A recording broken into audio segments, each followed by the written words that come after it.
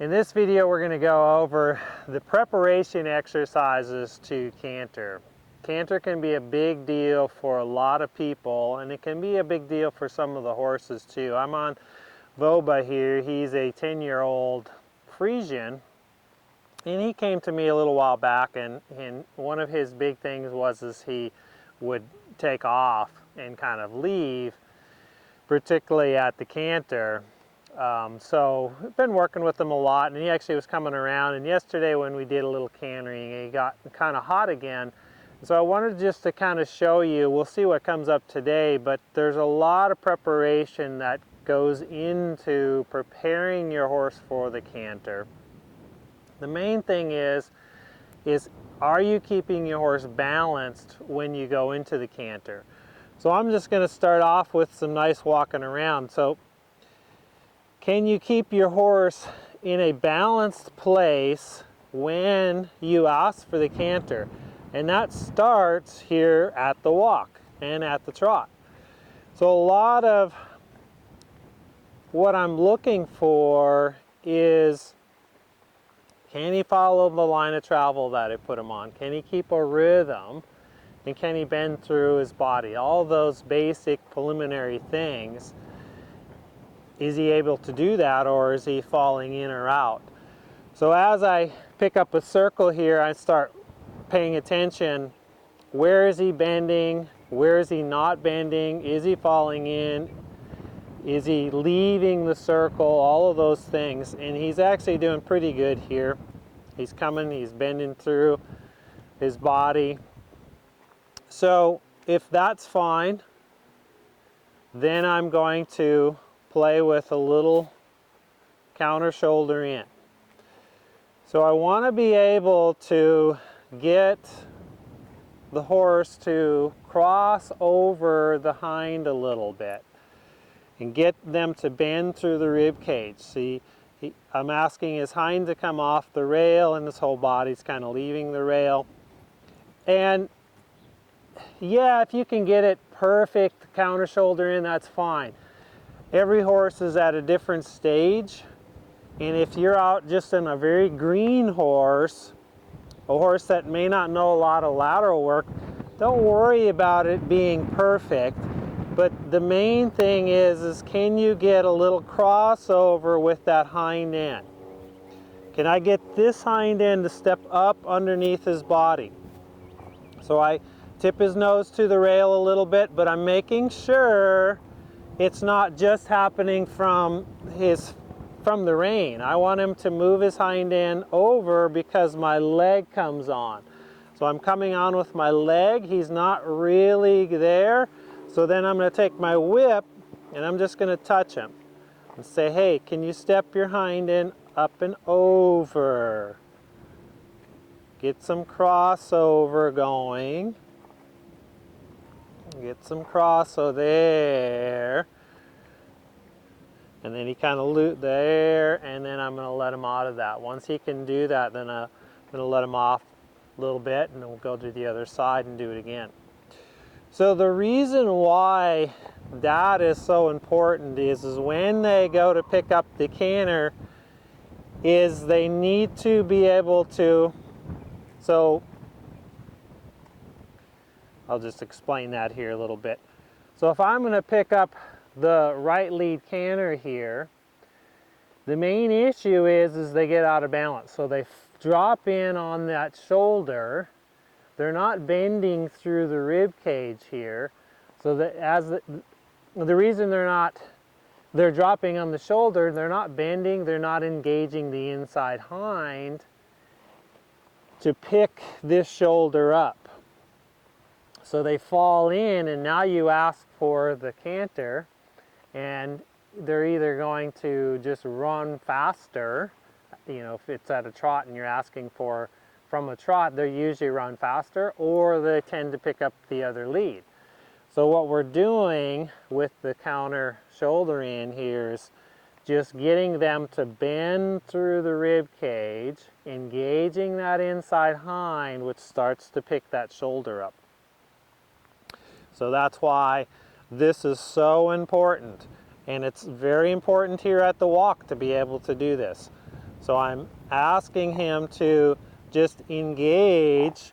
This would be, since we're going this direction, this would be for a left lead canter. So I'm just saying, can you step up and underneath with your left hind leg? So I'm asking him for a little more angle, a little crossover there. Not bad. And how I'm doing that is I just tip his nose slightly. I come on with this leg here a little bit and saying step over. I control this shoulder with this rein here, because oftentimes if I come on here, they want to leave out that way. So I'm just going to hold slightly here and get a little more angle, saying step your hind, your left hind up and across your body. That's a little bit sticky for him. Yeah. So not too bad. And then I'll just go back the other direction and do a little bit of that the other way. This is really important. This helps many things. But preparing for the canter to part, this is really going to help you out. So I'm just asking, tipping his nose into the rail, asking his hind to come off the rail. And I'm doing that with my leg here a little bit, just touching his rib cage a little. If he doesn't respond, then I just touch him with the whip a little, saying step over, step over. I'm not going to pull harder on the rein to get it, because then that just bends his neck. I don't need more bend in the neck. I need him to move his hind end over. So I'm going to touch him with the whip a couple times. And I'm holding this hand, my outside hand, to control that shoulder, saying move your hind end over. There. This is the lead that he gets more worried on too. You can kind of hear his energies come up, his nerves have come up a little bit. So again, I'm going to just say, hey, can you step up and underneath with that hind? I want him just a little bit more. And I'm going to touch him with the whip to say, step it up and over. Yeah, until he gets a little bit of a rhythm going there. There we go. And then I'll let him out of that. Give him a little break here, and he's stretched out nice. And then when I get to the rail over here, I'll pick up. Yes. Asking him to start crossing over a little bit more, so I'm going to touch him with the whip. So he gets rhythmic. There. And let him have that. So that's pretty nice there. Now that I've got that, I'm going to pick up the trot. And I'm going to look for some rhythm here. He's like, let's just get up and go. So he took that and went into it right on his own. So I'm not going to make a big deal out of it. But I'm just softly saying, hey, would you like to come back? So he's wanting to go into it, leaving me. So I'm just going to circle. There he's taking off, and I bump because he just grabbed the reins and took off.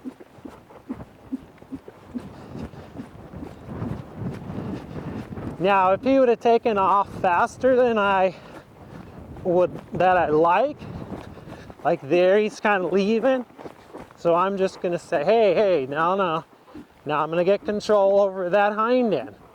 So I'm going to disengage that hind end, get him to unlock, because he's just in this kind of runaway mode here. There we go.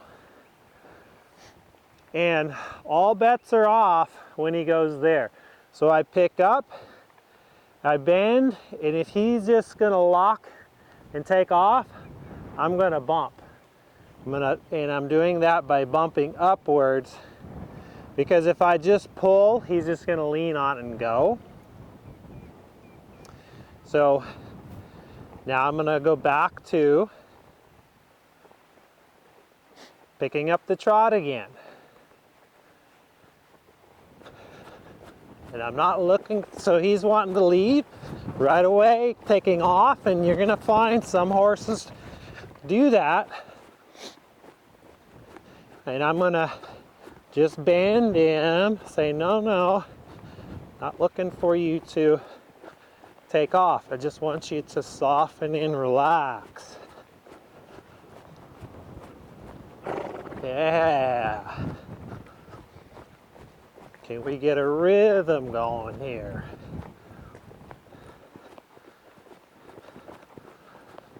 There, that was better. So I'm looking for a rhythm, and can he maintain the circle? You stay on the circle. He wants to fall out a little bit there. He wants to die down.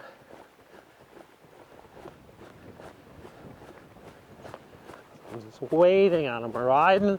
I might have to ride this circle 10 times. Whatever it takes until he settles into it, he softens into it. See, there he wants to leave out. And I'm just gonna keep going around. There he wants to take off. And I just pick up and bend. And now he's leaving, wanting to go out the opening here. So I get control over the hind end. Disengage right now. There, there. I'm just touching him softly with the whip, because he gets worried with that too. And I'm just saying, no, no, just disengage. That's it. And relax back down.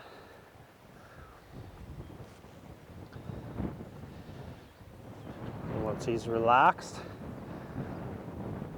walking out of it,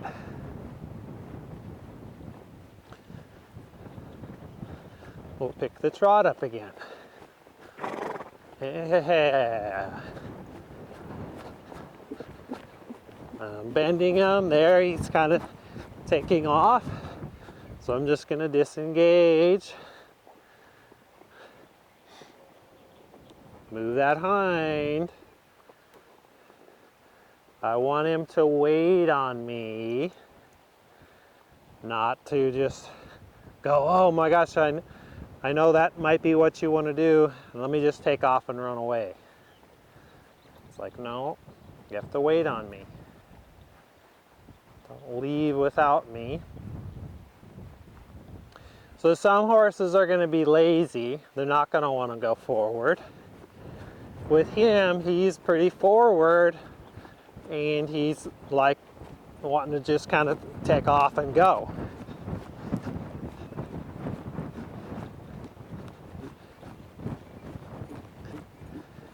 So I have to just keep that rhythm going long enough. Keep saying, hey, this is all we're doing is trotting. And oftentimes, what he's doing right now, it's a result of starting to ask for a little more canter from your horse. Like yesterday, we did a little cantering, and this is where he kind of got worried with it. So now he thinks every time we come into the corner, he's like, oh, we're going to canter, let's just take off. And I'm like, nope, we're not taking off into the canter every time. I want you to wait on me. I want you to get relaxed and soft and just wait. So this rhythm is the big key here. Still kind of speeding up and slowing down. So you're really waiting for him to just soften. Yeah. He's getting longer in the neck. That's really good.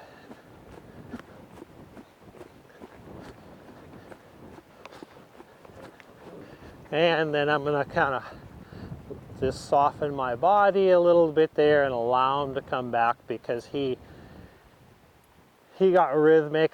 He came back to me. He wasn't just thinking, oh, I've got to run off.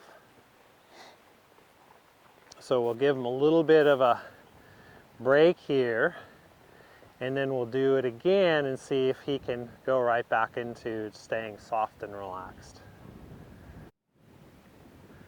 All right, so gave him a few minutes there just to kind of chill and relax, and now we'll go off the other direction and see what he's like this way. And when I pick up a nice, soft, relaxed trot,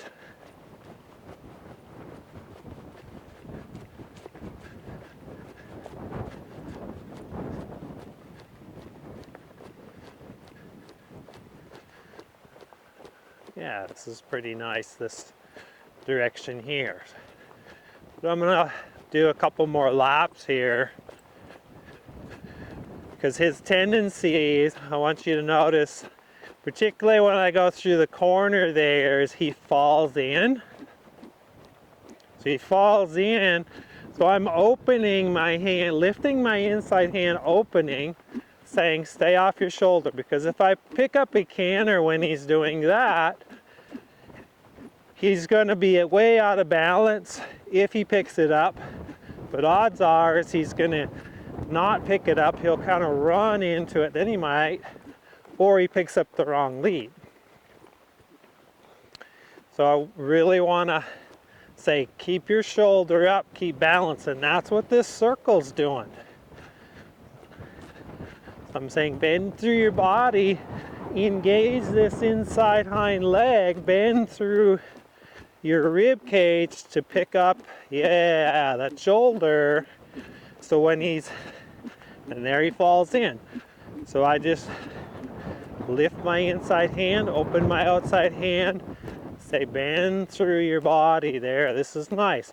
For right in that posture, that would be a great place to ask for the canter. Then he falls in, but he's not ready yet. I want him to be able to stay up when he goes through the corner. Yeah, see there he gets nice. Then he starts to fall. I'm also going to shift my weight to the outside a little bit here just to help keep him balanced, help him keep him upright. Yeah.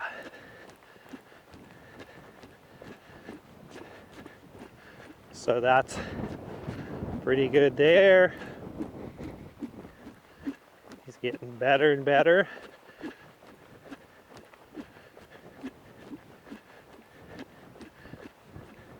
Still a little bit of falling in. So, but the circle is pretty good. So what I'm going to do is now I'm going to go back and do some counter shoulder in at a trot. We did it at the walk, then we did some circles, and now I'm going to see if we can get a little bit of him crossing, picking that left hind leg up underneath his body, crossing over a little bit, because that falling in on the shoulder is because he's not engaging the inside hind. That's the inside to the band. Not so bad there. And put my whip in the other hand just so I can help him if I need to. And actually he gets kind of worried at the trot when the whip's used. So I may just gonna go into doing a little rubbing here first.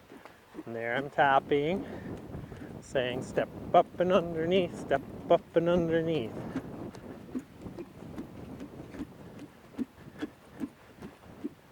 Yeah.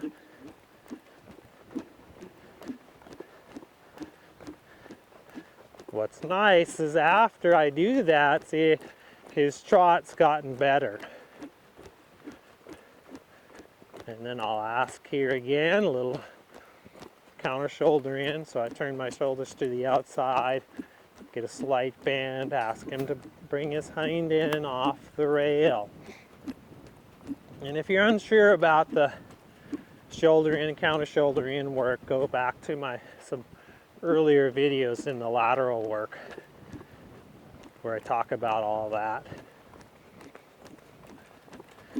And again, just want him to step up underneath. Yeah. So that was pretty nice. I'm just going to circle back and see if did that improve my circles. When I come through the corner, is he staying upright better?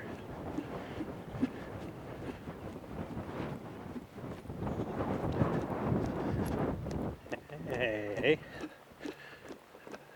here he does pretty well, but he's been doing pretty well there.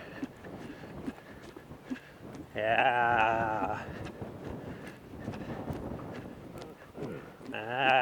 That's what we're looking for him to get a little longer in that neck too. Yes, yeah, so right there. So I'm going to soften back to a walk because he actually lengthened his neck. He stayed balanced pretty much the whole circle around. And you could hear him just kind of release and let go. So that was really good. So I'll give him a moment on that, and then we'll go back the other direction.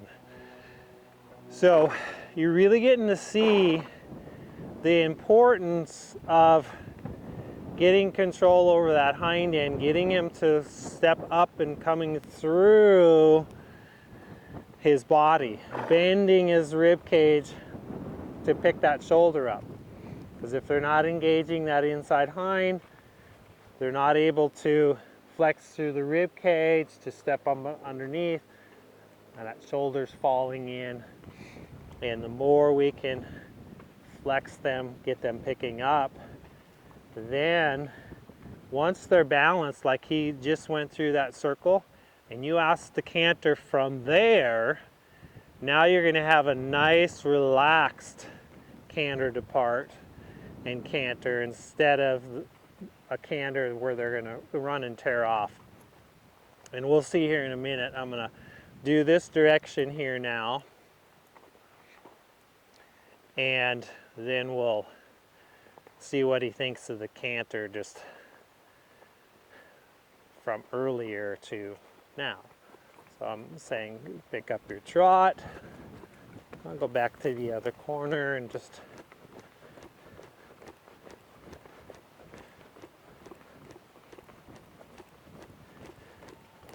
looking for a nice trot circle.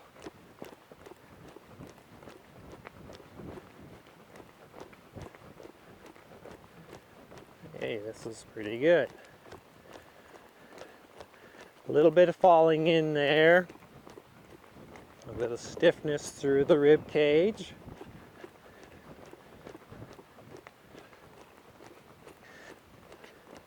So the circle is kind of your barometer going, hey, if I have a really good circle, I might not need to do much of anything else and I'm ready for the canter. But if I do come out here and do the circle and he's falling in and he's not able to hold it, maybe I just ride the circle a few more laps and that helps. But maybe I have to come in and do some counter shoulder in. Get some control over that hind end. Getting him to step up and underneath that rib cage. Get him lifting that back and flexing, coming through.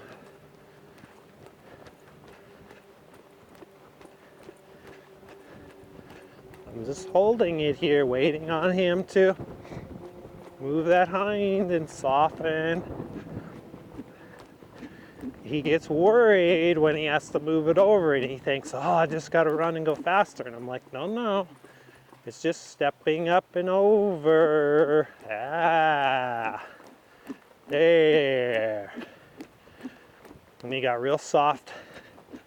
He let out in his neck here, so I'm going to let him go straight ahead a little bit. And then we'll set it up and do it again. I get to the other side over there. So I chip his nose, come on with the little leg, say move your hind end over. Touch him a little with the whip, he got a little worried. Touch him with the whip here, saying, oh, I want a little more hind end, just a little. Ah. Unlock your body, yeah, there you go. Because he goes into this whole back gets tight, and he kind of wants to run. I'm just like, no, no, just stay soft. Not bad, not bad. Like this a tiny bit, there, there. Ah, good boy. And now I'm just going to circle back and see if my circle's any better.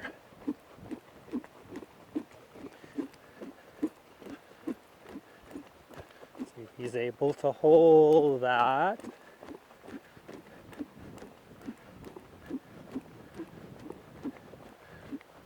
That's pretty nice. And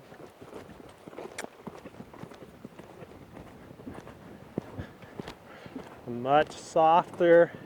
He wasn't right there. He did fall in a little bit, but it wasn't too bad. Now I'm just gonna soften back down, and he came with me. And now I'm gonna go right back to a nice circle here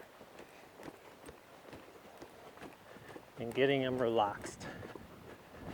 Saying, I want you to wait on me. Don't just assume just because we're riding a circle that it means we're going to canter.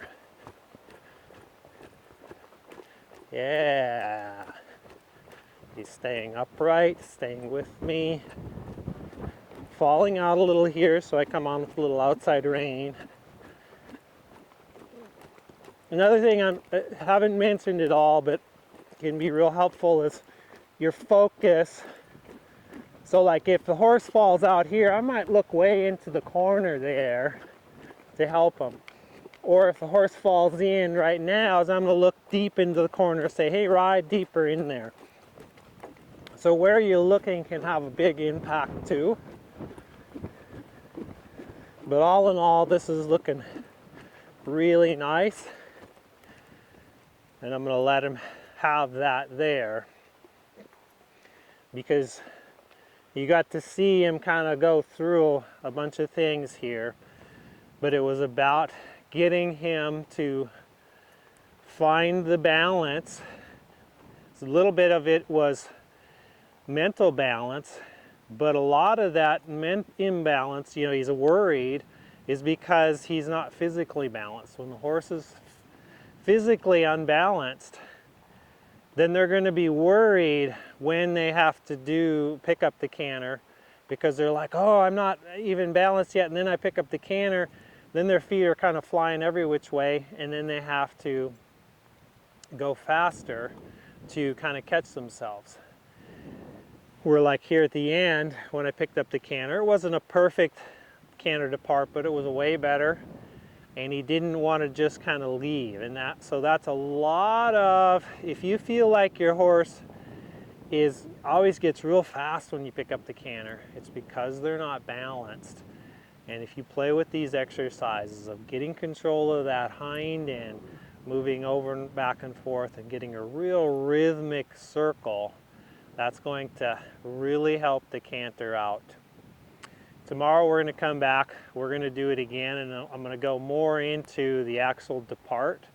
I just showed you there, I didn't really explain how I went about it, but in the next video I'll talk a bit more about the actual depart of how to set your body up to set it up to get a nice cleaned apart. But in this video, it's more about preparing for the canter, not necessarily doing the canter, because it's all in this preparation area here.